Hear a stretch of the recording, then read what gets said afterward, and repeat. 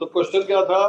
The bob A of simple pendulum release from 30 degree, कितनी height से release, कितने angle से रिलीज किया? To the vertical, hits another bob B of same mass at rest on table. अगर वो same mass को hit कर रहा था and collision was elastic, collision क्या थी? तो टेक्निकली क्या हुआ कि ये जो मास था, लेट्स से कुछ और गिवन है, लेंथ लूंथ नहीं गिवन, लेट्स से इसकी कुछ लंबाई मान लूं, वैसे ये डिस्टेंस कुछ लेट कर लूं। मैं क्वेश्चन को थोड़ा बदलना चाह रहा हूं। लेट्स से कि ये था 10 मीटर मान लूं। तो इसका मतलब ये लंबाई कितनी हो गई? 10। इसका मतलब जहां से आपने इसको छोड़ा था, ये लंबाई कितनी होगी जो मैं ग्रीन से हाईलाइट कर रहा हूं? नहीं, जो मैंने ग्रीन से हाईलाइट करी, आप थोड़ा जल्दी करके हो। 10 cos 30 कितना होगा? यानी ये पार्टिकल जमीन से कितनी हाइट पे था? लेट्स से h, कितनी हाइट पे था? h। तो जो h होगा दैट इज, टोटल था 10 माइनस 10 cos 30, यानी कितना था ये? 10 - 10 cos 30, यानी मैं h निकाल सकता हूं। और अगर आपने h हाइट से उसको छोड़ा, तो जो उसकी पोटेंशियल एनर्जी थी वो सारी किस में कन्वर्ट होगी? काइनेटिक एनर्जी में। और मैं यू लिख दूं, तो वो जब जमीन पे आएगा तो किस स्पीड के साथ आएगा? √2gh। किस स्पीड से आएगा? तो वो अगर √2gh स्पीड से एक सेम मास को हिट करेगा इलास्टिकली, कोलिजन अगर इलास्टिक हुई, तो जो दूसरा मास है अब वो कितनी स्पीड से आके दौड़ेगा? √2gh। और ये मास किस पे आ जाएगा? रेस्ट। यहां तक क्लियर है? बट अगर कोलिजन इलास्टिक ना होती, जो एनसीईआरटी का सवाल था उसमें क्या थी? Collision elastic. अगर कोलिजन होती परफेक्टली इन इलास्टिक, क्या होती? In elastic. अगर कोलिजन परफेक्टली इन इलास्टिक होती तो एक मास नीचे जमीन पे पड़ा हुआ था जिसका मास था लेट से m, और दूसरा मास जिसके साथ उसकी कोलिजन हुई, लेट से उसका मास भी क्या है? m। अगर परफेक्टली इन इलास्टिक होती तो जो मास आया था ये वाला, जो जो स्विंग करके आया, क्या करके आया? स्विंग करके आया, उसके पास इनिशियली कितना मोमेंटम था जब वो नीचे आया? Mass into velocity, mu। कितना था यार? जब नीचे आके स्पीड u होगी तो मोमेंटम mu ही होगा। एंड u किसके बराबर था? अभी निकाला है। u किसके बराबर था? √2gh। अगर ये दोनों बॉडी स्टिक कर गई, क्या कर गई? तो फाइनल मोमेंटम क्या हो जाएगा? इनका मास हो जाएगा 2m और स्पीड लेट से हो गई v। तो बिकॉज एक्सटर्नल फोर्स नहीं है तो मोमेंटम कंजर्व रहेगा। So initial momentum mu will be equal to 2mv। तो वहां से v निकाल लेंगे विच इज u/2। यानी ये पूरे दोनों स्टिक कर गई बॉल्स और इनका मास हो गया 2m, कितना हो गया? और स्पीड हो गई u/2। समय लगा। अगर h हाइट से गिरेगा तो h हाइट से गिरने के बाद स्पीड कितनी हो जाएगी? √2gh। बात क्लियर है? तो √2gh से अगर वो हिट करेगा और दूसरी बॉडी के साथ अगर दोनों चिपक गए तो क्या होगा बाद में? स्पीड कितनी हो जाएगी? u/2। अरे हाँ ना बोल लूं? अब अगर तुम्हारे पास मास हो गया 2m, कितना मास हो गया? अरे दोनों बॉडीज चिपक गई तो मास कितना हो गया? अब उनके पास स्पीड क्या है? v। अब वो किस हाइट तक जाएंगे? अब वो किस हाइट तक जाएंगे? Let's say h'। So initial kinetic energy in दोनों के पास कितनी है? ½ mv²। क्या बात क्लियर है? और सारी किस में कन्वर्ट हो जाएगी, potential M G H dash. तो एच डैश कितना आ जाएगा, V square upon G, and what is V square, 2gh। क्या बात क्लियर है, मैंने कुछ गलत करा है, सॉरी सॉरी सॉरी सॉरी, एक गलती हुई है, वो ये हुई है कि ये v नहीं था, कितना था, v/2, तो वहां 4 आ गया। मैं वही बोलूं हाइट बढ़ कैसे गई। तो h डैश कितना आया, v स्केयर अपॉन 4g, और v की वैल्यू ऊपर से निकाल ली कि नहीं निकाल ली, अरे यार, एक मिनट रुक जाओ प्लीज। अब v क्या था, u/2, तो यहाँ पे डालूंगा u स्केयर बाय 2, क्या डालूंगा, और u स्केयर की वैल्यू क्या आएगी, 2gh। तो क्या आंसर आ जाएगा, h/2। क्या आ जाएगा, अगर कोलिजन हुई परफेक्टली इलास्टिक, फिर कोई किसी हाइट पे नहीं जा रहा, एक मास हिट करेगा, कितनी स्पीड से हिट करेगा, √2gh, और सामने वाला √2gh से भाग पड़ेगा और वो रुक जाएगा। लेकिन अगर परफेक्टली इलास्टिक हुई तो दोनों चिपक जाएंगे, मोमेंटम कंजर्व करके स्पीड कितनी आ जाएगी, u/2, फिर काइनेटिक एनर्जी को पोटेंशियल में कन्वर्ट करो तो क्या आ जाएगा, h डैश। चलो समझ लगा, फिर नहीं समझ लगा, लिखो। ये पहला पार्ट नोट कर लिया था इतना, नो सर,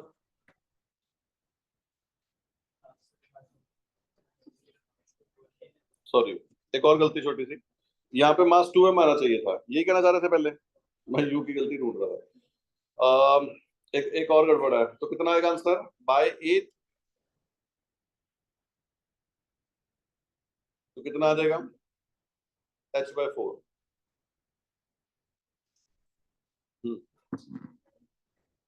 एक बार ऊपर से करो,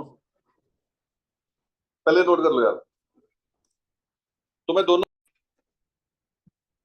अ, जब पहली कोलिजन थी इलास्टिक क्या थी, अगर आप इस पार्टिकल को h हाइट से फेंकोगे तो नीचे पहुंच के इसकी स्पीड क्या हो जाएगी, √2gh, क्या हो जाएगी, अब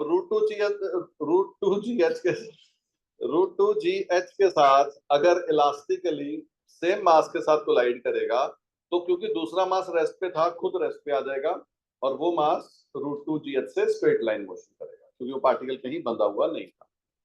पहला बात क्लियर है।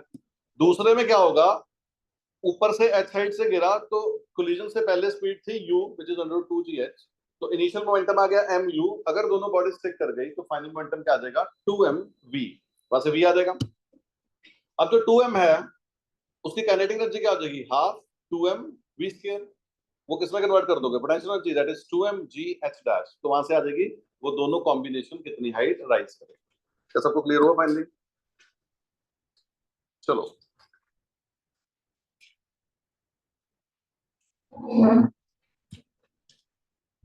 Two identical ball bearings in contact with each other, यहाँ पे दो आइडेंटिकल बॉल बेरिंग्स हैं जो एक दूसरे, जब पढ़ रहे हैं तब बात है, जो एक दूसरे के साथ क्या है, कांटेक्ट में, and resting on a frictionless table, are hit head on means 1D में, बिल्कुल लाइन ज्वाइनिंग सेंटर पे, by another ball bearing of same mass, यानी सबका मास सेम है, initially moving with speed v, यानी जो 1 वाली बॉल बेयरिंग है ये v स्पीड से आ रही थी, और 2 और 3 रेस्ट पे पड़े थे, उसको इसने हिट किया, क्या किया उसको, तो यहाँ पे सारे मासेस जो हैं डिफरेंट डिफरेंट हैं कि आइडेंटिकल हैं, आइडेंटिकल। तो अगर कोलिजन इलास्टिक मेंशन है कि नहीं,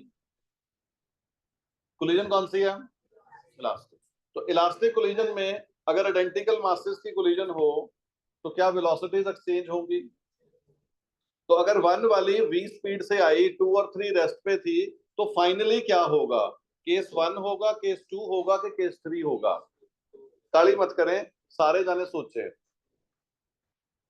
पहले सब अपना अपना सोचें, इन तीनों में से कौन सा ऑप्शन सही लग रहा है, ऑब्जेक्टिव क्वेश्चन है ये, किस किस को लग रहा है फर्स्ट, तो पता लग रहा है ना, ऑप्शन है कि 3 पार्ट लग रहे हैं सॉल्व करने, अच्छा, किस किस को सेकंड लग रहा है, थर्ड, पिछला, कैसे, तीन ऑब्जेक्ट्स दिए हुए हैं, बातें नहीं यार, और साथ में उनकी वेलोसिटी दे रखी है,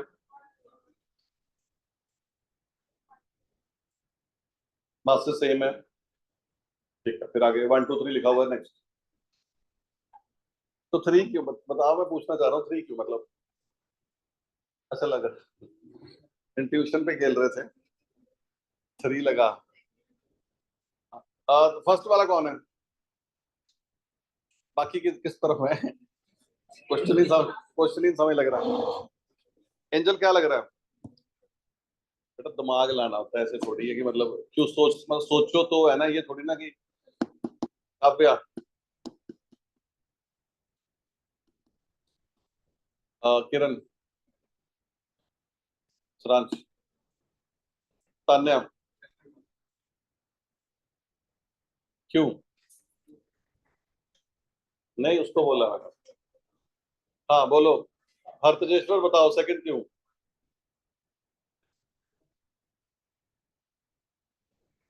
यार तुम तगड़े हो यार, मेरे को टेंशन हो रही है। हाँ है, जैसे ही फर्स्ट वाली सेकंड को स्ट्राइक करेगी, फर्स्ट वाली किस पे आ जाएगी, रेस्ट पे, और सेकंड को वेलोसिटी क्या मिल जाएगी, वी। इंस्टेंटली सेकंड वाली थ्री से कोलाइड करेगी तो सेकंड किस पे आ जाएगी, रेस्ट पे, और थ्री को स्पीड क्या मिल जाएगी, वी। तो ये आंसर आएगा, इसमें प्रॉब्लम क्या थी, सिंपल सवाल था। हाँ? समझ गए? चलो, इसमें मैंने इतनी जगह की छोड़ी। चलो एक क्वेश्चन करते हैं और, क्या इस क्वेश्चन को 2 3 मिनट लगा के ट्राई करोगे? ये तो तुम ट्राई कर सकते हो, इसमें भी तुम फंस सकते हो, तो ये क्या ट्राई करोगे कि इकट्ठे करें? इकट्ठे, बच्चों को भरोसा अपने आप पे। A trolley of mass 300 KG, कितना मास है? प्लीज सब बातें नहीं। Carrying a sand bag of 25 KG, एक ट्रॉली है जिसका मास कितना है, 300 केजी। वो एक सैंड बैग कैरी कर रही है जिसका कितना मास है, 25 केजी, बोरी बेसिकली, मिट्टी की बोरी। Is moving uniformly with speed 27 kilometre per hour on a frictionless track. क्या बात क्लियर है? ठीक है। After while sand starts leaking out of a hole on the floor, रेता गिरने लग गई। क्लियर है? एट द रेट ऑफ 0.5 kg/सेकेंड। तो डीएम बाई डी टी दे रखा है 0.05 kg/सेकेंड। What is speed of trolley, trolley की स्पीड पूछी है when entire bag is empty. क्या तुम्हें क्वेश्चन समझ लगा? एक ट्रॉली है जिसका मास है 300 केजी, उसके बीच में एक सैंड बैग है जिसका मास है 25 केजी। तो सैंड बैग में से सैंड क्या होने लग गई, गिरने लग गई। एंड जब सारी सैंड गिर गई तो ट्रॉली की वेलोसिटी क्या होगी? हाँ, कैसे करेंगे, क्या कॉन्सेप्ट लगाएंगे? 2 मिनट सब सोचो, फिर जिसके दिल में आता है बताओ।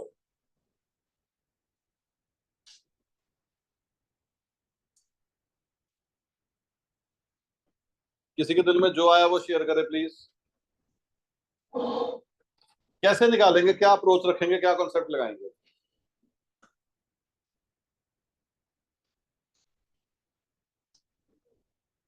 मैंने सवाल समझा दिया तुम्हें?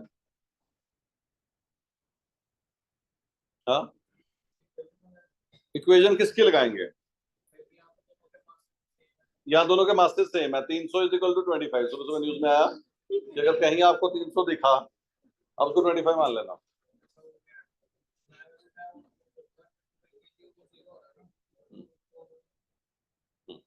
और कुछ? पर कोलिजन कौन सी कोलिजन सोच रहे थे आप? किसकी किसके साथ? हाँ, कुछ ही बोलो। है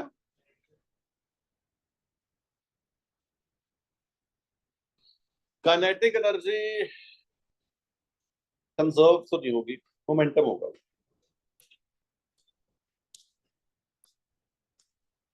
हम्म हम्म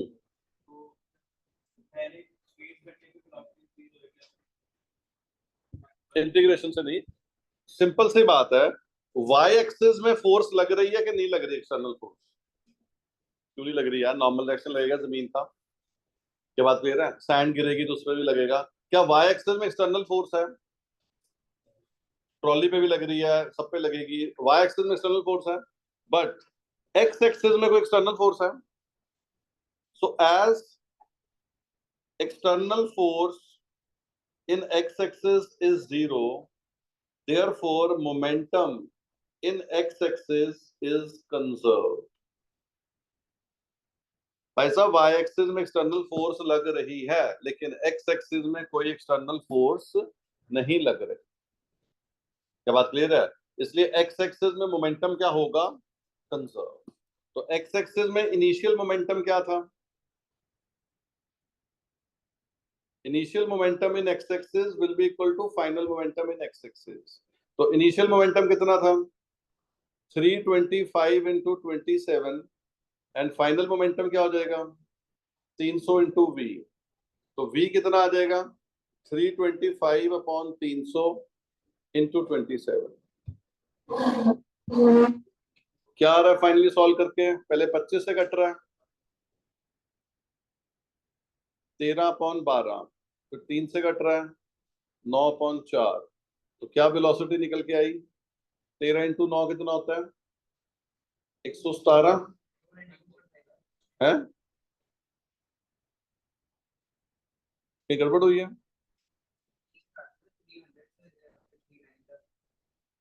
कोई और जना चेक करो साथ में प्लीज।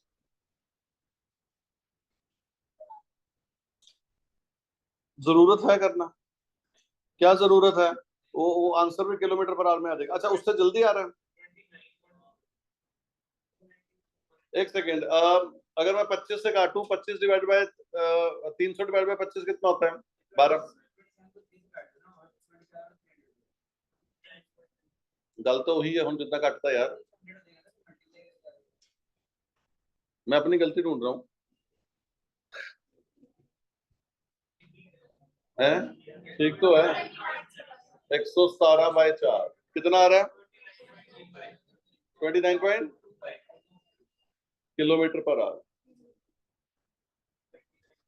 तो बेसिकली वाई एक्सिस में एक्सटर्नल फोर्स थी, तो वाई एक्सिस में कोई मोमेंटम कंजर्व नहीं था, लेकिन एक्स एक्सिस में कोई एक्सटर्नल फोर्स नहीं थी, तो एक्स एक्सिस में हमने क्या करा?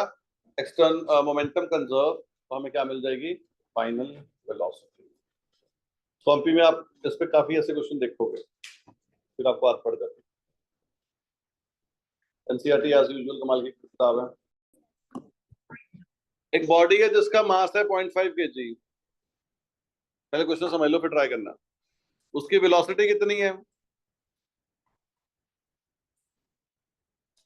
उसकी वेलोसिटी है a विच इज 5 x⁻³ अब ठीक है।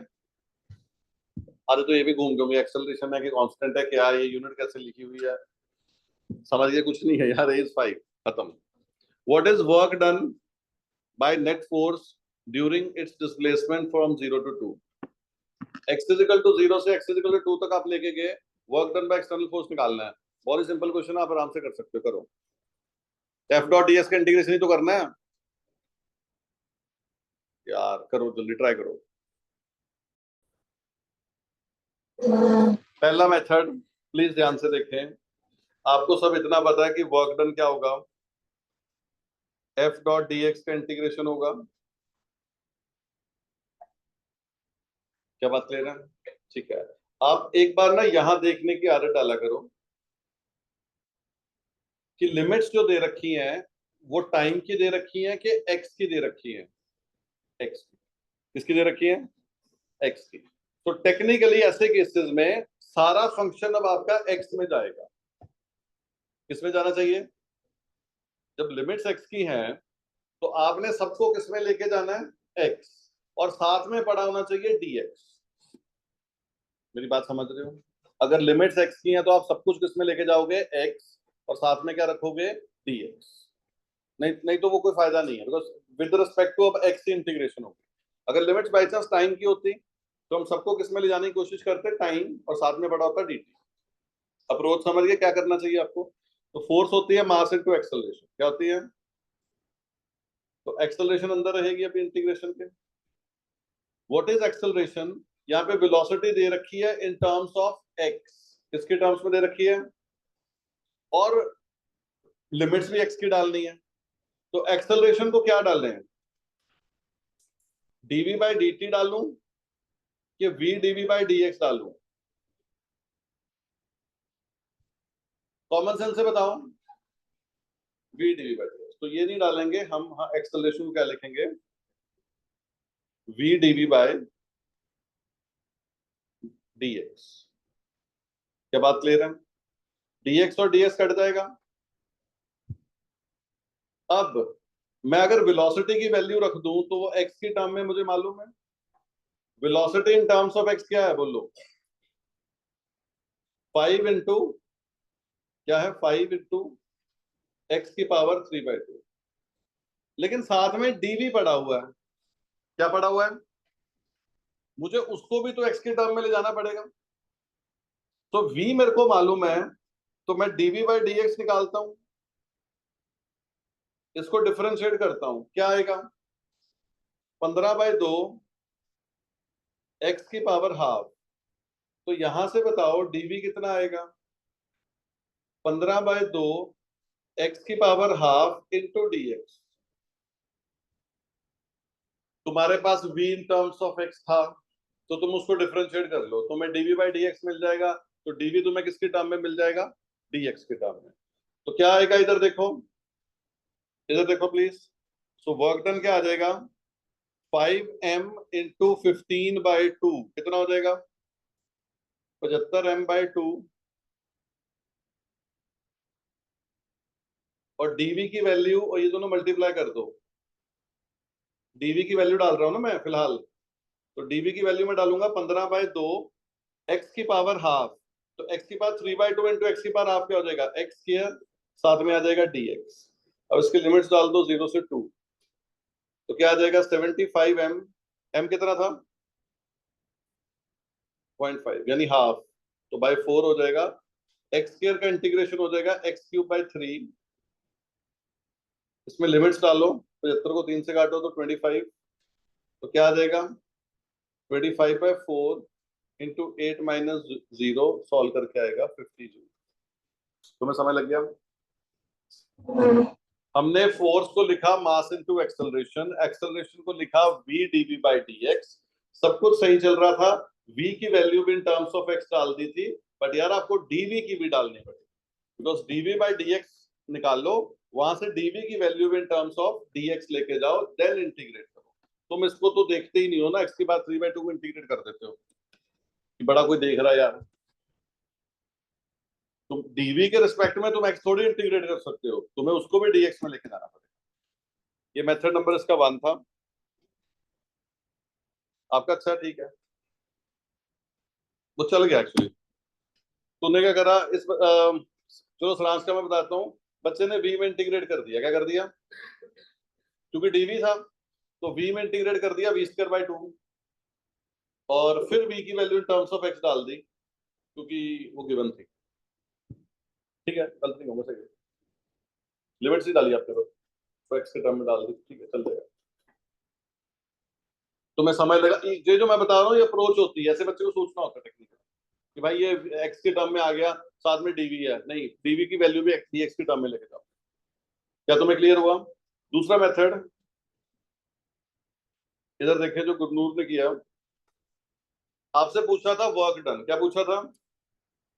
सो वर्क डन किसके बराबर होगा? Change in kinetic energy. किसके बराबर होगा? सो फाइनल काइनेटिक एनर्जी लिख ली ½m v² minus initial kinetic energy ½ m u²। क्या बात क्लियर है? एक बार x को 2 डाल के वेलोसिटी निकाल लेना। क्या x को 2 डाल के वेलोसिटी निकाल सकते हो? अरे x को 2 डाल देना, वेलोसिटी आ जाएगी। और एक बार x को 0 डाल देना, वेलोसिटी आ जाएगी। सीधा आंसर आ जाएगा। ये और भी बढ़िया। सो वेलोसिटी किसके बराबर गिवन थी? कितनी गिवन थी? 5 x 3/2। तो x इजिकल टू 2 पे कितनी वेलोसिटी होगी? 5 इंटू 2 की पावर 3/2। और x इजिकल टू 0 पे इनिशियल वेलोसिटी क्या आ जाएगी? 0। सो वर्क डन क्या आ जाएगा? Half into m into V square. तो कितना आ जाएगा? 25 इंटू 8। इनिशियल तो 0 ही था, तो कितना आ जाएगा? 50 जूल। ये भी बहुत अच्छा। Very good. क्या क्लियर है सबको? नोट करें।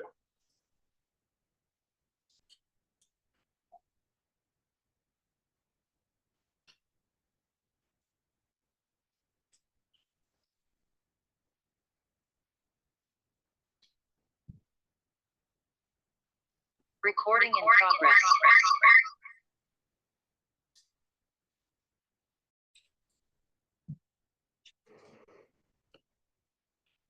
The blades of a windmill sweeps out a circle of radius a. Windmill का जो ब्लेड्स हैं वो कितना सर्कल घूम रहे हैं? Area A, sorry not radius है, एरिया ए। ऐसे 3 होती हैं बीच में, 4 होती हैं? पता नहीं, चलो जितनी भी हो, लाइव तो दिखती नहीं कभी। तो चलो जो भी था, ठीक। If wind flows at velocity v perpendicular to circle. इसमें जो हवा है, ऐसे बनाएं, कितनी वेलोसिटी से आ रही है? v। गोल गोल तुमने कंफ्यूज नहीं होना, सीधी बनाते भाई। तुमसे एरिया नहीं लेंथ नहीं निकलनी, तुमने कहना नहीं है। तो कितनी वेलोसिटी से एयर हिट कर रही है? Velocity v perpendicular to circle. What is mass of air passing through it in time t?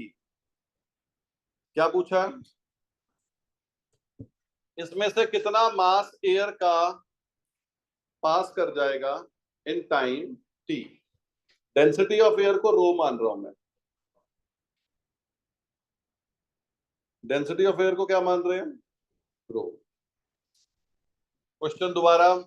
ये एक एरिया ए में विंड मिल घूम रही है, एरिया में उसके ब्लेड्स घूम रहे हैं। क्लियर है? इसका एरिया कितना है? ए। उसमें क्या पास हो रही है? हवा। हवा कितनी वेलोसिटी से पास हो रही है? v। हवा की डेंसिटी क्या है? रो। टी टाइम में कितना मास ऑफ एयर फ्लो करेगा वो पूछा है। इन टाइम टी कितना मास एयर का इस विंड टरबाइन में से निकलेगा, ये पूछा है। क्या क्लियर है क्वेश्चन? हाँ ना बोलो। ठीक है, अब बात को समझना प्लीज। अगर मैं बोलूं v इंटू ए, वेलोसिटी इंटू एरिया, आपकी समझ के लिए मैं वेलोसिटी को लिख देता हूं distance covered by air into area upon T. क्या लिख रहा हूं? यहां पे जो एयर थी उसका डिस्टेंस कवर्ड लिख रहा हूं अपॉन टाइम टी, ऐसे। तो दोबारा समझना एक बार, एक बार समझना, एक बार समझना please. Suppose T is equal to 0 पे यहां पे जो एयर थी मैं उसकी बात कर रहा हूं। टी टाइम में वो जो एयर थी वो कितना डिस्टेंस ट्रेवल कर गई? Let's say distance D travel कर गई। कितना ट्रेवल कर गई? तो मैंने वेलोसिटी को लिख दिया डी अपॉन टी। अब ध्यान से बताओ डी इंटू ए क्या देगा? डी इंटू ए फोर्स नहीं देगा, डी इंटू ए देगा वॉल्यूम ऑफ एयर क्रॉस।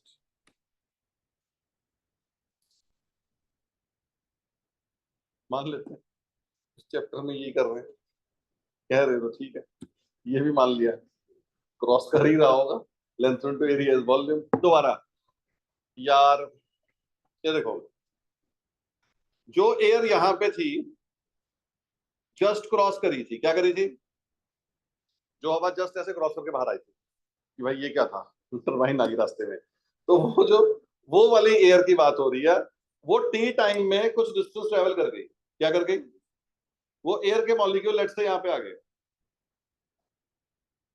तो ये वाला जो वॉल्यूम है एयर का, ये टी टाइम में विंड टरबाइन से ही निकला। तो टी इज इक्वल टू 0 पे जो मॉलिक्यूल्स ने जस्ट टरबाइन को क्रॉस किया था, अगर वो टी टाइम में कुछ डिस्टेंस डी ट्रेवल करके, क्या ट्रेवल करके, तो उनके पीछे वाले डिस्टेंस में वैक्यूम थोड़ी क्रिएट होगा, वो भी तो टरबाइन से निकल के आए हैं। तो टेक्निकली ये जो वॉल्यूम बन गया, ये वॉल्यूम ऑफ एयर है जिसने टी टाइम में किसको क्रॉस किया, टरबाइन को। अगर ये डी है और ये एरिया है, तो क्या हो जाएगा, D into A, volume of air that cross turbine in time T. क्या बात क्लियर है? अरे हाँ ना बोल लो, इन टाइम टी नहीं कहना चाहिए, पर यूनिट टाइम कहना चाहिए, टी नीचे है ना। क्या बात क्लियर है? सो ये होगा volume of air crossing, volume of air crossing turbine पर यूनिट टाइम। तुम्हें समझ लगा कि नहीं लगा भाई? हाँ ना बोल लो।